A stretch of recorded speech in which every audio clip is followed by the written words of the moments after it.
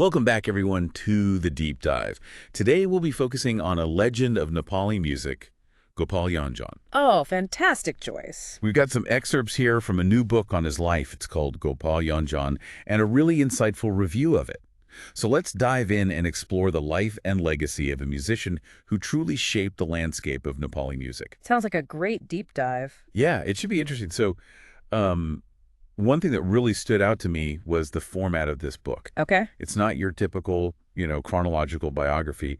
Instead, it's like this kaleidoscope of voices. Oh, interesting. 108 different people who knew Gopal Yonjan each share their own perspectives and stories about him. Wow, 108. That's a lot of perspectives to bring together. What a cool way to really get a full picture of someone. Yeah, exactly. It's like getting these glimpses into his life from all these different angles. It must have been quite the event. I mean, even the Minister of Tourism and Kathmandu's deputy mayor were there. Huh. What do you think that says about his impact, not just on music, but on Nepali culture as a whole? Yeah, I mean, having those kinds of figures at the book launch really does speak volumes about his legacy and the respect he commanded, not just as a musician, but also as you said, a cultural icon. Right. And it's interesting because at that book launch, his wife, Rinchen Yonjan, she actually challenged the younger generation to carry forward his musical torch. She even called on the government to support this effort.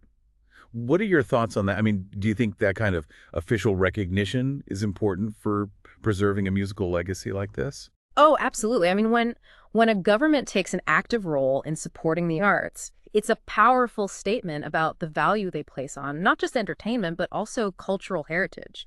I mean, especially in this case, because Gopal Yonjan's music was about so much more than just, catchy melodies. His songs were infused with patriotism, with spirituality. He even captured the emotions of arriving in Kathmandu for the first time. I mean, Rinchen, his wife, she gave this really fascinating interview where she talks about the incredible breadth of themes that he explored in his music. Yeah, it's clear he wasn't afraid to tackle these big ideas, these emotions that really resonated with the Nepali people. Exactly. And there's this anecdote in the book about Ishwar Balav.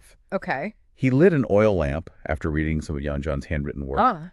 And get this, a bunch of people were affected by the soot from that lamp. Wow, that's a pretty powerful image. Almost like his words, his creativity had this tangible energy that could impact people physically. Right. It really speaks to the depth of his artistry. And the reviewer really picks up on this. They actually call this book a must-read for anyone who wants to understand the evolution of Nepali music. They even go so far as to say that this might be the most comprehensive work we ever see on Gopal Yonjan. Wow. That's a bold statement, for sure. So what do you think it is about this book that makes it so special, so valuable to the reviewer? Well, they were really impressed by the meticulous research that went into it, the fact-checking, ensuring that everything was accurate and really well documented. But beyond that, I think they saw it as a bridge between generations, connecting Yonjan's era with the Nepali music scene of today. A direct link to the roots, so to speak. Exactly. That's really fascinating, and it makes me think about what the reviewer said about this being the most comprehensive work on Gopal Yonjan we'll ever see. Yeah. Makes you wonder, is that even possible? Right. Surely there are more stories out there, other angles to explore. It's a good point, and it actually raises a broader question about the importance of musicians documenting their own journeys. Their creative processes, their personal experiences. Yeah. Whether it's through a full-blown autobiography or even just, fragments of thoughts in a journal, these accounts become invaluable.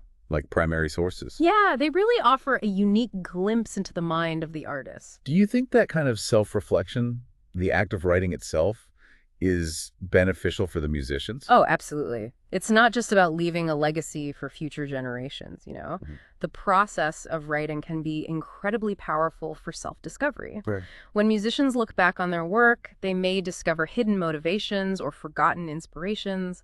They might even spot patterns in their creative process that they hadn't noticed before. It's like they're unearthing their own musical DNA. Precisely. Yeah. And that kind of self-awareness can lead to breakthroughs, pushing their music in new and exciting directions. So it's not just about understanding the past, but also shaping the future of their music? Exactly. And what about from the listener's perspective, though?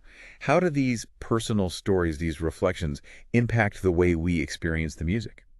Well, I think When artists share their vulnerabilities, their triumphs, their struggles, it creates a connection, a sense of empathy. Yeah. It reminds us that they're human, just like us, experiencing the same joys and And heartbreaks. those emotions often find their way into their music, right? Yeah. Making it all the more relatable. Exactly. It's a shared human experience that transcends cultural boundaries. Hmm. And think about this, a musician's autobiography can offer a glimpse into a specific time and place in history. Right, right. I mean, they've lived through those historical events, those cultural shifts, and their music reflects that. It becomes almost like a firsthand account of history. Precisely. A more nuanced perspective than you might find in a textbook. Musicians are often at the forefront of social change. They're observing, absorbing, expressing what's happening around them. And their stories can add a new layer to our understanding of historical events. Absolutely. Thinking back to Gopal Yonjan, we haven't really delved into the specifics of his musical style or the instruments he played. I'm curious, does the book explore those technical aspects? That's a great observation.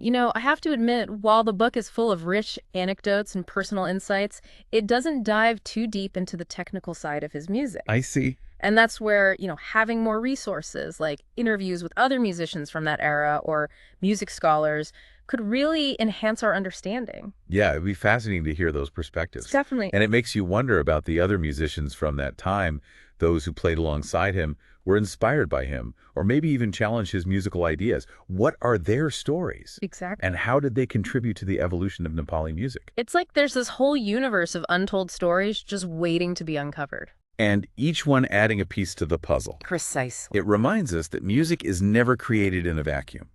It's a product of its time, influenced by its cultural context, or the personal journeys of the artists who create it. Absolutely. And capturing those journeys, those stories in autobiographies or memoirs becomes a gift for future generations. It's like passing on the torch, Yeah. ensuring that the musical flame keeps burning bright. Makes you wonder, what would Gopal Yonjan think about all of this? About Nepali music today and, his legacy being carried forward by these new artists. Yeah, that's an interesting thought, isn't it? Yeah. It's tough to say for sure, of course, but if his wife's message at the book launch is anything to go by, I think he would be happy to see younger musicians embracing that same spirit of, innovation and cultural expression. Right. And even pushing the boundaries of Nepali music in new directions while still, Yeah. honoring those traditions. Absolutely, building upon that foundation he laid, experimenting with new sounds, exploring new styles, while still respecting those deep musical roots in Nepal. Speaking of, respecting traditions, earlier you mentioned that this book doesn't go super deep into the technical aspects of Gopal Yonjan's music. Yeah. And it just got me thinking, if someone, wanted to learn more about, the instruments he played or the, specific techniques he used, where would they even begin to look? That's a great question. I would say the archives of Radio Nepal would be a good place to start. Okay, They often have recordings of traditional Nepali music. that makes sense. And you might also want to look into, ethnomusicologists or music scholars Right. who specialize in Nepali music. They could probably provide a lot more detailed insights. Yeah, those are some really good starting points. I think it just goes to show that, exploring a musician's life and legacy often extends far beyond just one book. Absolutely. It's more about sparking that curiosity Right. and then venturing off on your own musical journey of discovery. Yeah, exactly. And sometimes the most interesting discoveries happen when you stray from the well-trodden path. I like that. Yeah. So as we wrap up our deep dive into the world of Gopal Yonjan today, what would you say is the key takeaway here for our listeners? Well, I think it all comes back to the power of personal narratives. Understanding music and culture through the lens of an individual's experiences and emotions, Gopal Yonjan's story is a beautiful reminder that behind every melody, every lyric, every note, there's a human being with a unique story to tell. Yeah. And it's by exploring those stories, those personal journeys, that we gain a deeper appreciation, not just for the music itself, but for the cultural context that shapes it. Exactly. It reminds us that music is so much more than just entertainment. It's a reflection of who we are, where we've been, and what matters to us. Beautifully put. I hope this inspires our listeners to seek out those narratives, dig a little deeper into the music they love and maybe even discover something new along the way. What a fantastic thought to leave us with. To our listeners, we highly recommend checking out the book Gopal Yonjan. Explore his music and maybe even, delve into the world of Nepali music a bit further. Who knows what musical treasures you might uncover. Till next time, keep exploring, keep listening, and keep those deep dives going.